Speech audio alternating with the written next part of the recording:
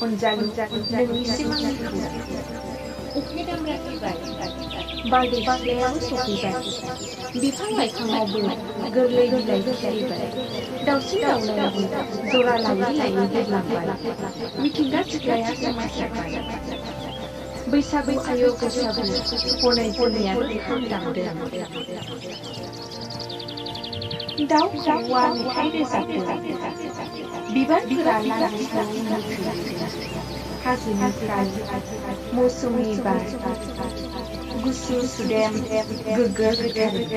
बैसागुनि खौरां लाबोदों नेनानै दङ गावबा गाव अनजालुखौ समायना मिथिंगानि बिखायाव दान्दिसे बैसागुनि रंजानो गोसोनि खोथा फोरमायो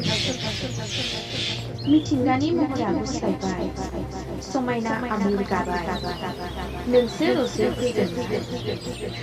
नेनानै दङमोन नोंखौनो आं लिरबाय दोंसे खन्थाइ नोंनिसिम बारदै सिख्लानि आखायाव गथाय हरबाय नोंनिसिम